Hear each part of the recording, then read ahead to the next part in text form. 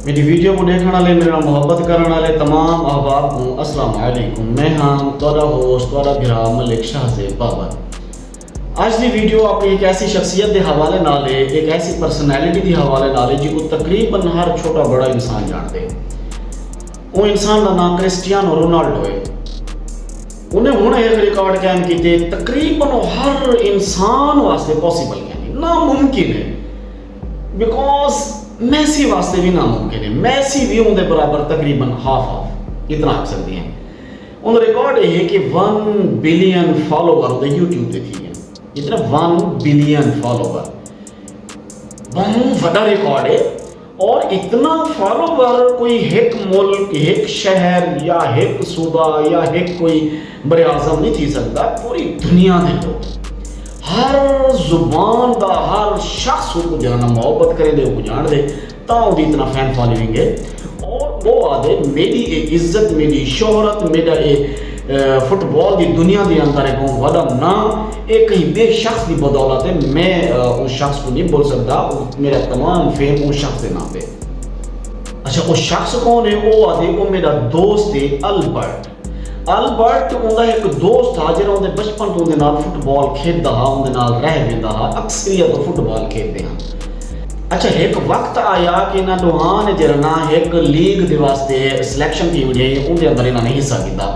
अच्छा, वो मैच के अंदर जरा ना उन्होंने रूल पहले ही दस दिते हैं, जरा सब तो ज्यादा गोल करे सी वो जरा ना वो लीग वास्ते क्वालीफाई करवे सी और वो लीग करवा वालों ना इंटरनेशनल मैच वास्ते उन्होंने मनना।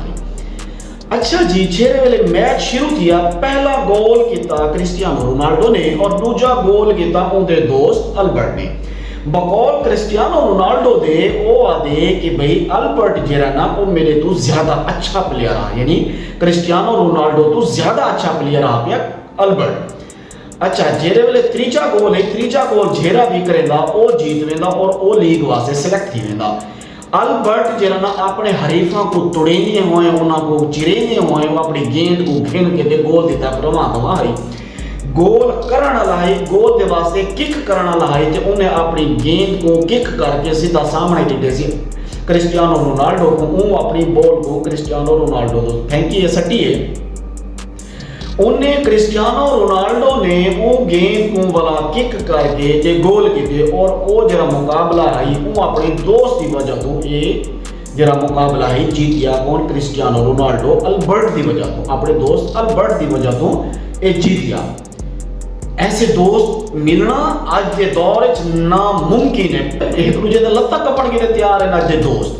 क्रिस्टियानो रोनाल्डो भी अपने दोस्त को आज तक नहीं भूलिया, बल्कि ये वाहिद ऐसा शख्स है दुनिया फुटबॉल के अंदर जेड़ा अपने दोस्तों को आज तक नहीं भूलिया। खास कर अपने ई दोस्त को जरा ये अल्बर्ट है, इनको तो बिल्कुल भी क्या नहीं भूलिया, इनका हमेशा ख्याल रखे सी, इनका साथ रखे सी। ये हालांकि नहीं आ सकिया फुटबॉल की दुनिया के अंदर, लेकिन क्रिस्टियानो रोनाल्डो ने वो हमेशा सपोर्ट की है, उनकी जिंदगी संवारी सी। और कई दफा अपने बड़े बड़े जेरे मेडल ना इन्हें वो अल्बर्ट का नाम घेन के आती सी कि ये मेरा मेडल अल्बर्ट के नाम है।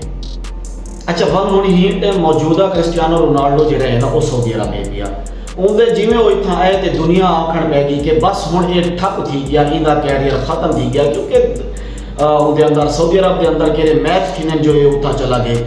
लेकिन दुनिया गलत निकली है, इतना के को बड़ा फेम मिलिए, बड़ी को इज्जत मिलिए। दोबारा ये जरा ना दुनिया के अंदर एक दफ़ा वल ने से चाहते बड़ा मशहूर थी गए। और हुण अन करीब कुछ लोगों के आखण कि भाई क्रिस्टियानो रोनाल्डो इस्लाम कबूल कर गई सी। उनकी वजह यह है कि वो कई दफ़ा वो अस्सलाम वालेकुम भी उनकी जुबान जो सुनिया गए और कई दफा उनके मुंह चों शुक्र अल्हम्दुलिल्लाह भी सुनिया गए। तकरीबन लगता है कि भी बहुत जल्द इस्लाम कबूलियत इस्लाम का दावा करे सी।